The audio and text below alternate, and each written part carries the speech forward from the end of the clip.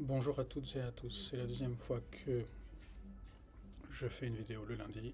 Là, le timing est un peu serré. Nous sommes lundi, il est presque 16 heures.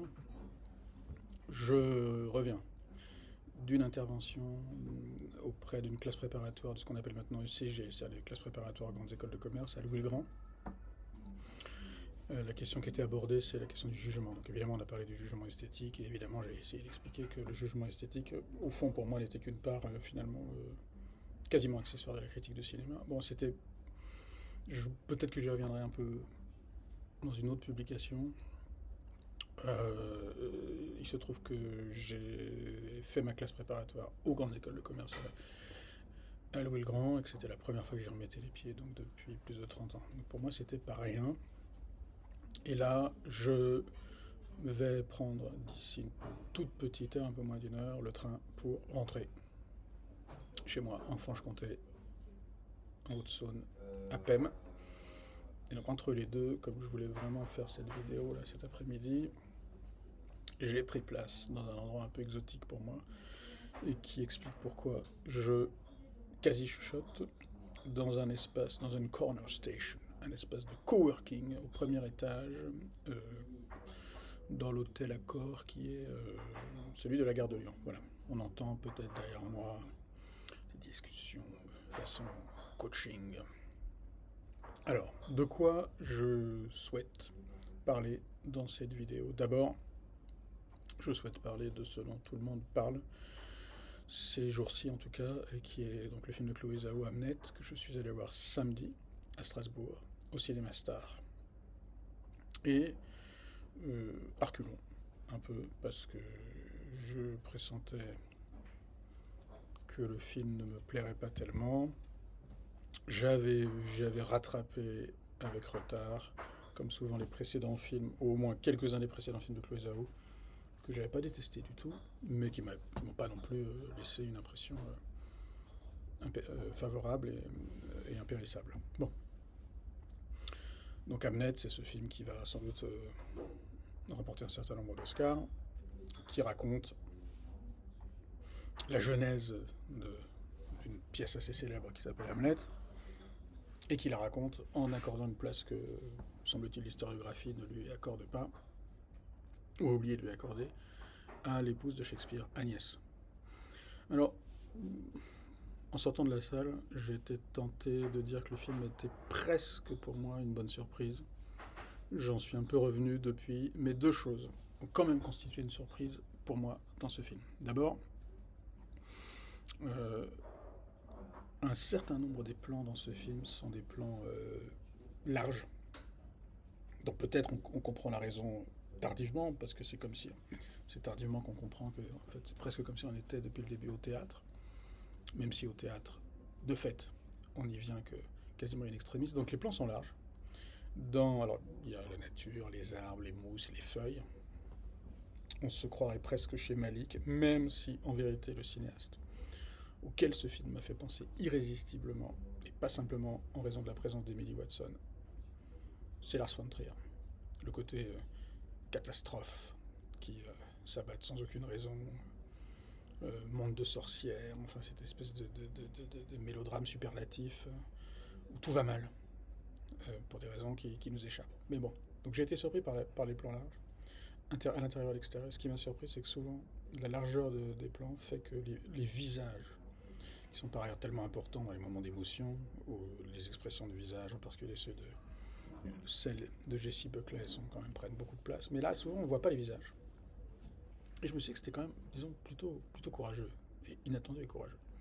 Mais surtout, ce qui m'a surpris, et en lisant quelques-uns des articles parus à la sortie, j'ai l'impression que cette surprise est partagée. Mais je vais quand même peut-être y ajouter un mot. Ce qui m'a surpris, c'est la manière dont le film, finalement, aboutit au théâtre. Donc pendant les 4 premiers cinquièmes du film, au moins les trois quarts, euh, Shakespeare, interprété par Paul Mescal, semble abandonner sa femme et ses enfants pour aller poursuivre à Londres une carrière dont on sait peu de choses et dont surtout, jusqu'à la fin, enfin à l'exception de la fin, on ne voit rien. Rien du tout. Le nom de Shakespeare, d'ailleurs, n'est prononcé que, justement, lorsque commence cette fin, et on ne sait pas ce qu'il fait à Londres. On comprend que On comprend qu'il poursuit une carrière théâtrale, mais même ça, j'ai le sentiment que c'est pas très très clair. Un enfant meurt, et on pense que Shakespeare, qui donc n'a qu'une heure d'une certaine manière, c'est de retourner à Londres, est un père qui abandonne ses enfants, et cette figure qu'on ne connaît que trop bien, de l'homme qui a autre chose à faire qu'à s'occuper des affaires domestiques, et qui poursuit la gloire et l'argent, et qui en l'occurrence serait d'autant plus à blâmer que, cette femme Agnès lui a beaucoup appris. Elle lui a beaucoup appris sur la communication entre les mondes, les fantômes, le rapport à la nature, etc. Bon. Donc on a le sentiment d'être vraiment dans une fiction de réécriture, ou tout simplement de réhabilitation féministe de l'histoire, comme on en voit beaucoup aujourd'hui. Moi, ça m'a beaucoup frappé au Festival de Pessac, ou Festival de films d'histoire. On a quand même l'impression que c'est tous les épisodes de l'histoire dont il est proposé une relecture féministe. Bon. Pour des raisons qu'on comprend très bien, et je dis ça sans évidemment en contester la nécessité, c'est plutôt la manière dont c'est fait qu'on pourrait contester. Bon. Et le film va se terminer pendant la représentation d'Hamlet, à laquelle assiste Agnès, que l'on voit d'abord hors d'elle, quand elle comprend que son mari a été absent, que la raison de son absence, de l'absence prolongée de son mari, a été en fait de tirer profit du deuil, de la mort de cet enfant, pour en raconter une histoire. Donc non seulement il est parti, mais en plus, il en a profité. Il profite de ce malheur pour son bénéfice personnel. Donc là, on est sur les rails, si je puis dire, de ce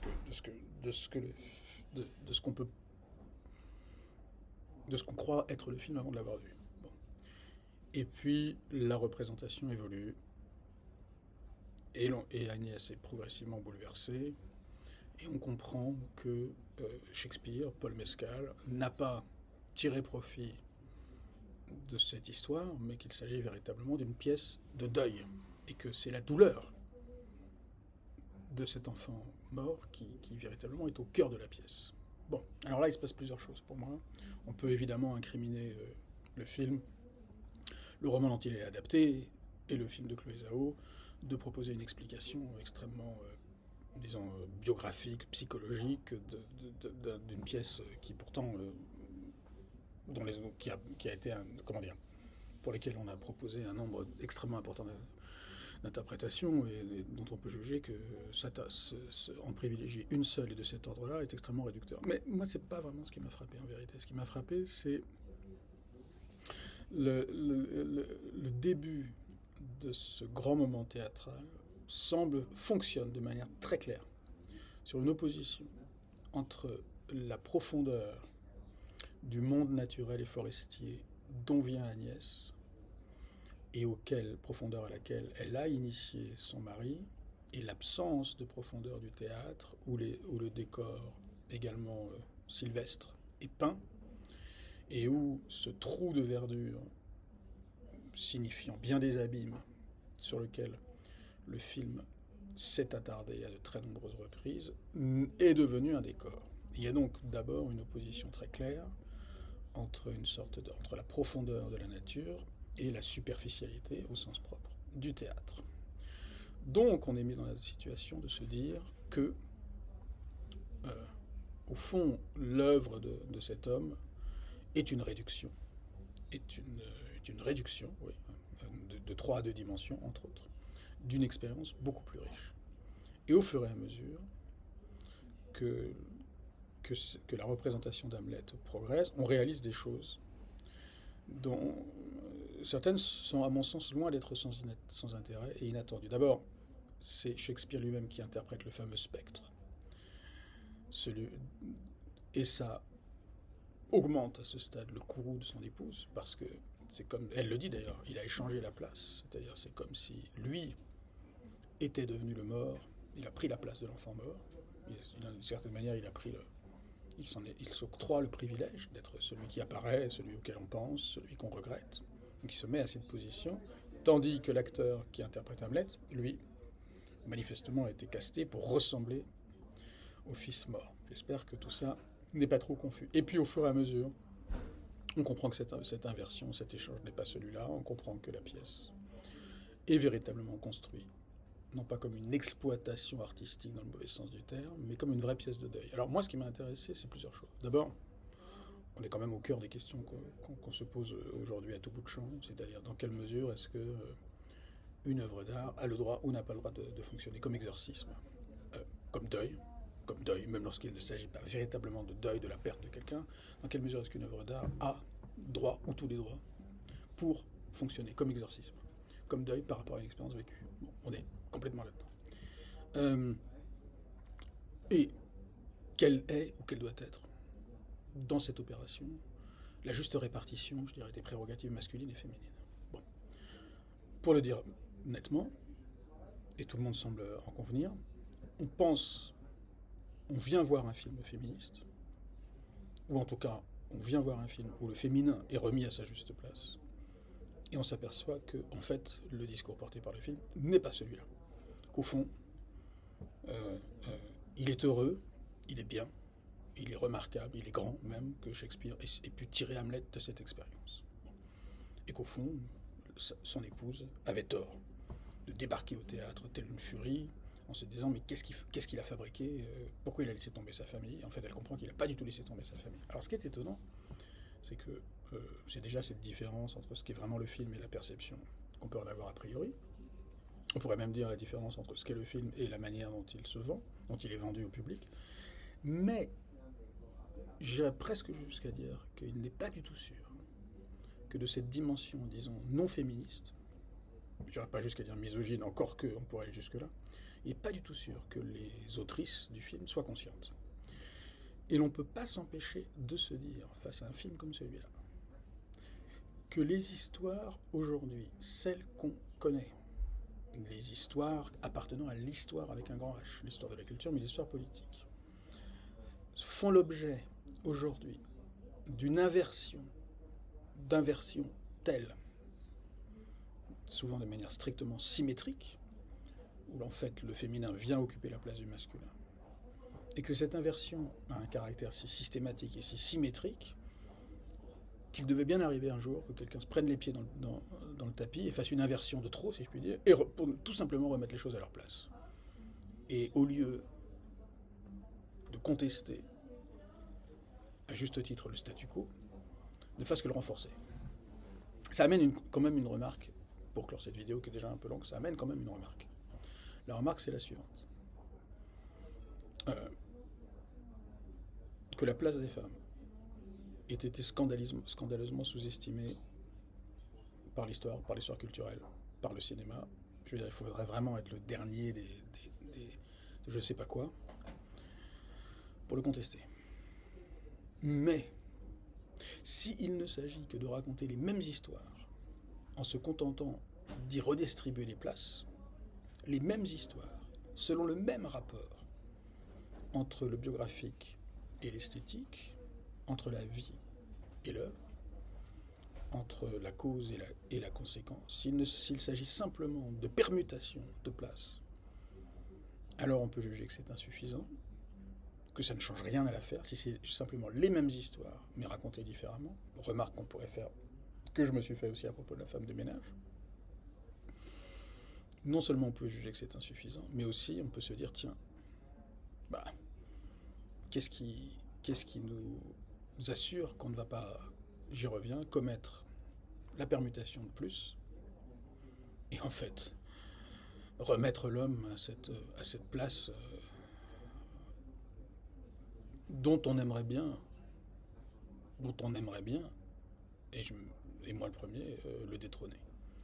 Voilà. Évidemment, moi, ce film m'a passionné, parce que la question du rapport entre la vie et la représentation n'est quand même pas n'importe quelle question, en général et au cinéma, en particulier dans le cinéma américain. Mais là, il y a une sorte de double salto qui est très étrange. Cette vidéo est commencée depuis 14 minutes 50 secondes. Je m'accorde la fin pour un petit peu de bruit d'ambiance de ce corner section, de coworking, Co-working critic, the corner section. Oh yeah.